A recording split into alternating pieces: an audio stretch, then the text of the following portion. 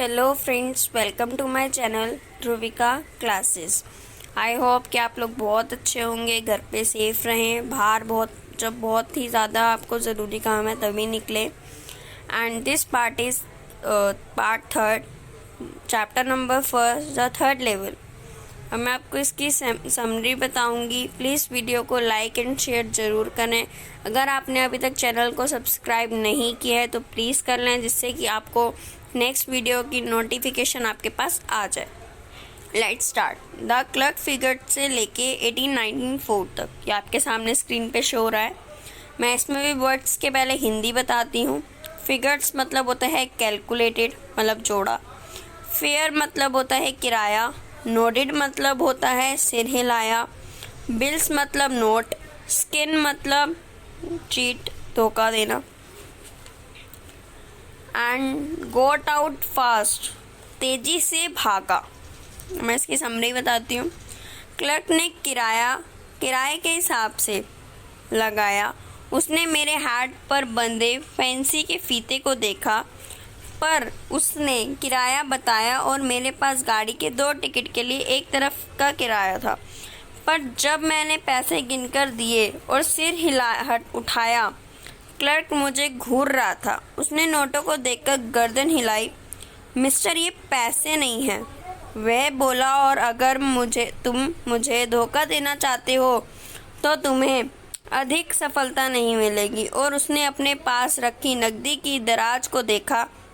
वाकई सारा पैसा पुराने ढंग के नोटों में था। जो नोट हम आज प्रयोग करते हैं उनमें आधे आकार के और देखने में अलग। मैं पीछे और तेजी से भाग निकला। जेल चाहे 1894 की ही हो, उनमें कुछ अच्छा नहीं है। एंड नेक्स्ट पैराग्राफ है आपका एंड दैट से लेके 1894 तक। इसमें भी वर्ड्स हैं। पहला ही है दैट वॉज दैट, मतलब है अब कहना या कुछ करने को नहीं बचा था। ड्रीम मतलब है निकाले। 5 थ्रेट्स मतलब होता है मनोरोग विशेषज्ञ। इसकी समरी बताती हूँ। और अब कहने या करने को कुछ नहीं बचा था। मेरे ख्याल है कि मैं जिस रास्ते से गया था उसी से वापस आ गया। अगले दिन लंच के समय बैंक से $300 निकाले। लगभग इतने ही पैसे हमारे पास थे और पुराने ज़माने की करेंसी धन खरीदी। आप पुराने धन किसी भी सिक्के के विक्रेता की खरीद सकते हैं, पर इसके लिए आपको अतिरिक्त धन देना होगा। मेरे $300 के बदले पुराने नोट में $200 से भी कम मिले, पर मुझे परवाह न थी। 1894 में अंडे 13 सेंट प्रति दर्जन मिला करते थे। एंड मैं इसका एक क्वेश्चन बताती हूँ आपको।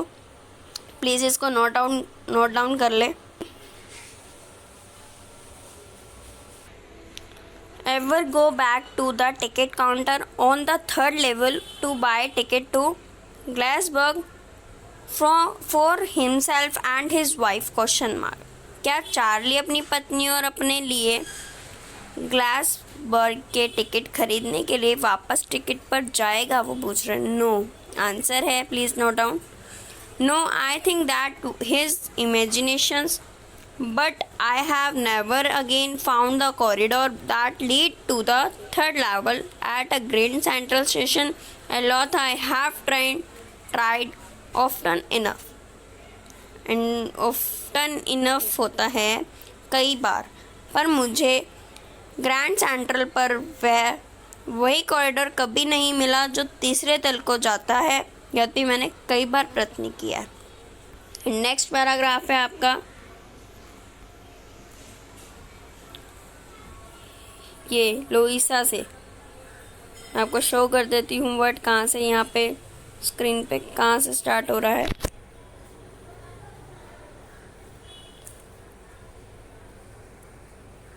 फर्स्ट से सेकेंड लाइन में आप देखो, इनफ के आगे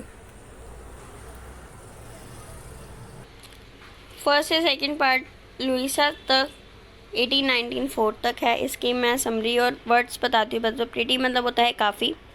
डिस्पेरिड मतलब होता है गायब हो गया। शॉर्ट ऑफ होता है कुछ कुछ। साउंड ऑफ नाम, क्वालिटी ऑफ द नेम।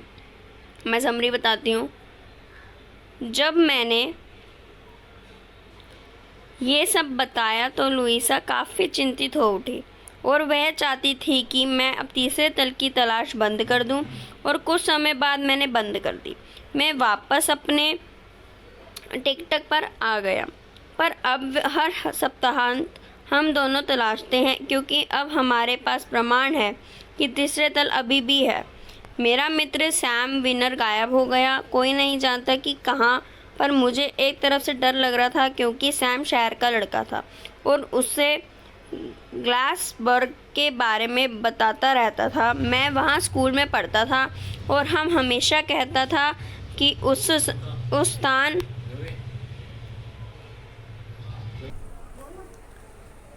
वह स्कूल में पढ़ता था और वह हमेशा कहता था कि उसे उस स्थान का नाम पसंद है, और अब वही है 1894 में। नेक्स्ट पैराग्राफ है आपका बिकॉज वन नाइट से लेके एनवलप तक, फर्स्ट लास्ट से सेकेंड लाइन। फ्यूजिंग विद मतलब होता है आवश्यकता से अधिक ध्यान देना। पोस्ट मार्क होता है डाकघर की मोहर। आपको साइड में फोटो भी दिख रही होगी। क्योंकि एक रात अपने इकट्ठे किए टिकटों पर कुछ अधिक ध्यान देने पर मैंने पाया। वैसे क्या आप जानते हैं कि फर्स्ट डे कवर क्या होता है? जब कोई नया टिकट आता है तब टिकट इकट्ठा करने वाले को टिकट खरीद लेते हैं और बिक्री के पहले दिन ही उन्हें लिफाफे पर लगाकर स्वयं को डाक से भेजे जाते हैं, और डाक खाने की मोहर से में ये सिद्ध हो जाता है उस लिफाफे को फर्स्ट डे कवर कहते हैं। उन्हें कभी खोला नहीं जाता, आप उसे लिफाफे में केवल खाली कागज रख देते हैं। एंड नेक्स्ट पैराग्राफ है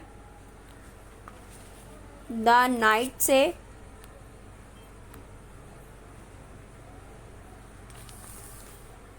ओपन 8 तक। ये रहा लास्ट लाइन है द पेपर से पहले। उस दिन अपने सर्वाधिक पुराने फर्स्ट डे कवर के बीच मुझे एक ऐसा मिला जो वहाँ नहीं होना चाहिए था, पर वह वहाँ था।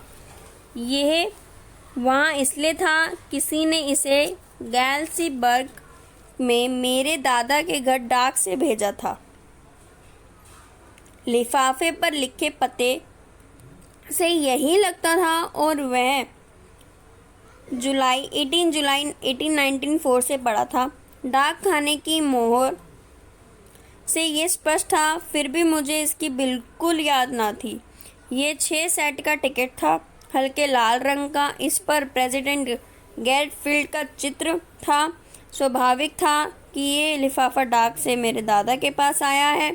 ये सीधा उनके एकत्रीकरण में जा पहुंचा और वही पड़ा रह जब तक कि मैंने इसे निकाल कर खोला नहीं।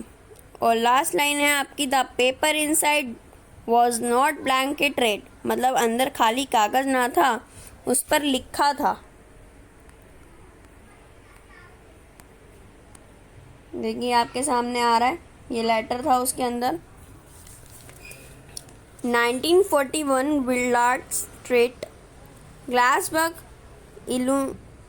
इलिनॉइस, जुलाई 1818 1904।